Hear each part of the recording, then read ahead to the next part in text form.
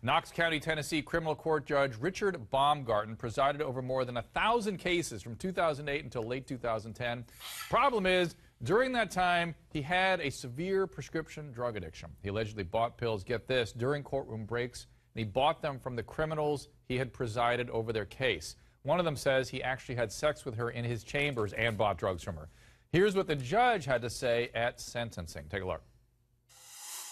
I take absolute and full responsibility for my conduct. I am solely at fault for what I have done, and I accept that. Seems a little more sober there. Baumgartner is his name. I mispronounced it.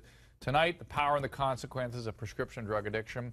And a question, why are judges allowed to stay on the bench when they're impaired? I've seen this happen before. I've treated judges. I've actually, myself, had judges in treatment who went back to the bench, I knew, severely impaired, and there was nothing I could do about it. Joining me, Anna David, Executive Director of thefix.com. Back with us, Judge Mary Ann Gunn, host of Last Shot with Judge Gunn, and criminal defense attorney Mark Garagos. But first, very quickly, joining us by phone is the District Attorney General of Knoxville, Tennessee, Randall Nichols.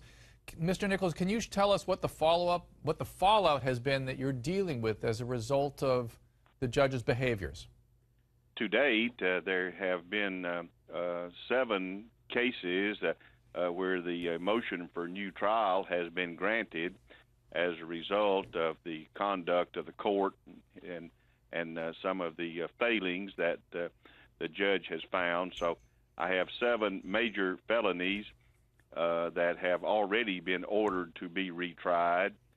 I don't know the precise number, but each day we're having petitions for the writ of habeas corpus filed from people in prison asking for relief.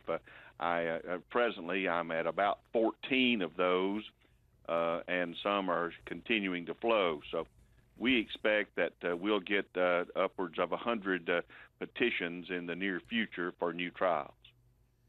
Thank you, Mr. Attorney General. I appreciate that update. Mark Garagos, you're in these courtrooms all the time. Does this gobsmack you the way it does the rest of us? Yes, he's being conservative. I don't think that it's going to be 100. In fact, I put the over and under at 500 on something like this.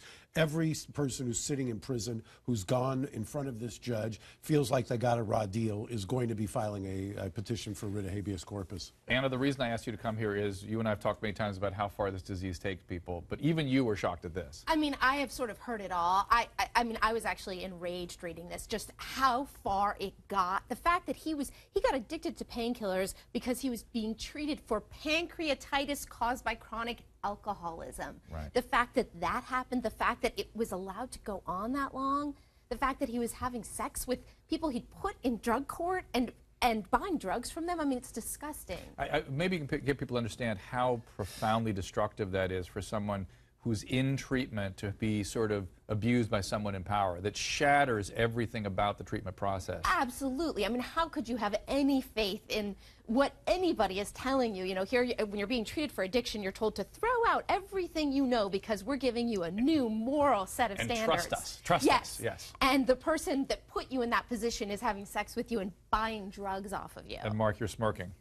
Well, it's because, you know, we talk about, I mean, this is not breaking news. I mean, there are judges who in the afternoon you go in front of them and you need an interpreter to understand them because they're so drunk. So I've seen it for years. But Mark, that is to the rest of us, it is breaking news. We are stunned. I'm gobsmacked. I asked Judge Gunn to come in and talk about this as well. Judge Gunn, you hear what Mark Garagos just said. Is there something going on with your peers we need to know about it? Well, you know, Mark, I think the world of you, but I disagree with you. I do not think that this happens very often. And it's true. You cannot make this right. He can never make it right. It will be years unraveling those 1,000 cases that he heard in the 2 years that we know of that he had a problem with his addiction. And being a drug court judge, those addicts that come before you for help, they look to you for guidance. They look to you as their leader. And it is absolutely unimaginable the things that this gentleman did. And I'm shocked at his punishment. I'm shocked that it may go off his record after a period of time. And I just don't think this is something that happens normally, Mark, in the courtroom Well, I or didn't say- around judges that you know.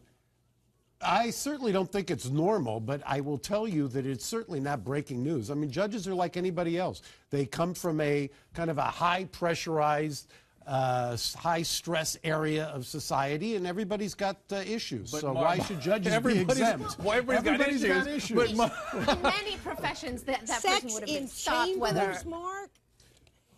Well, you know, Really? you want me to start on the number of prosecutors I know who have sex in their office or sex in chambers? That's not a judge, Let's stay with the though. judges. I That's don't not a want to judge. correct your. Most judges are former prosecutors, so that's where they learn it. Oh, my God. I'm not sure I want to tackle that yet. I'll bring you back for that conversation. But I want to stay with the judges because I had personal experience treating judges and seeing them go back on the bench sick, and there's nothing I could do. Right, that's what I'm saying. So this isn't a surprise to you, But why is it? isn't there some kind of a system in place? This is the question I want to ask both you and Judge Gunn. This used to happen with doctors. 40 years ago, we started putting systems in place that catch the doctors, and I would call the well-being committee at the hospital and say, you have a problem. They'd bring them right in. That's that. That's why you don't hear so much about that anymore. Judge Gunn, is there anything like that for your peers out there? Of course there is. And when people say that there's nothing they can do about it, there's a lot you can do about it. You can write to the Professional Conduct Committee of every state, and every state has one, and you can write anonymously. Wait a second. Judge Gunn, I'm the guy's physician. HIPAA laws prevent me from doing that. Oh, I'm sorry. I was talking to Mark Garagos. I'm sorry. Oh, Mark, you should be reporting them. I wasn't asking you to violate the law. Are there codes of But are there codes of... The last thing I'm doing when I'm practicing in a courtroom is reporting my judge to the authorities. I can't imagine something that would be worse for the client. And look, I have a great deal of compassion for people who are in that spot. Obviously, they spin out of control.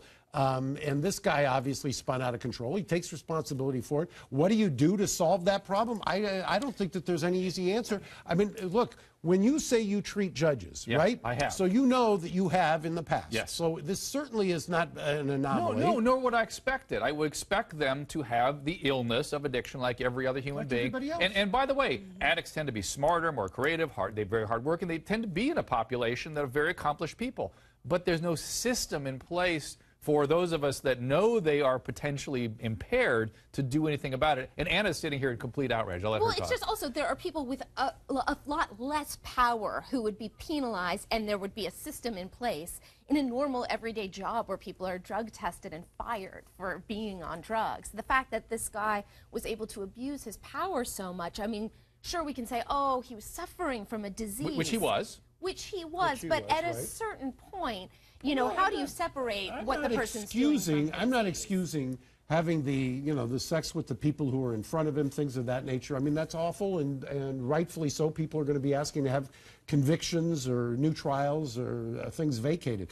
The problem is I just don't think that there's any way that you're going to be able to solve this problem by either drug testing judges. I can't even imagine that happening. Or having having lawyers report them to the bar or to the bench and bar. That's what doctors used to say about other doctors. I can't imagine reporting these guys. He's the head of surgery. I can't imagine it. Doctors are in a different situation. You guys, I really do.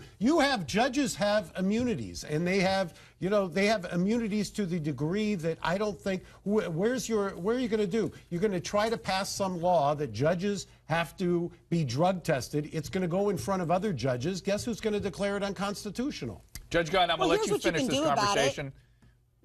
I'll let you finish it because you run a great drug court. I have great respect for you. I've worked with you before, and I think you might have some real insight into this. So you finish this off for us. What do we do with this? Well, here's what you can do. First of all, you can keep in mind that pills are a huge problem in our society. They kill more people than heroin and cocaine put together, and that was a study that came out of Los Angeles.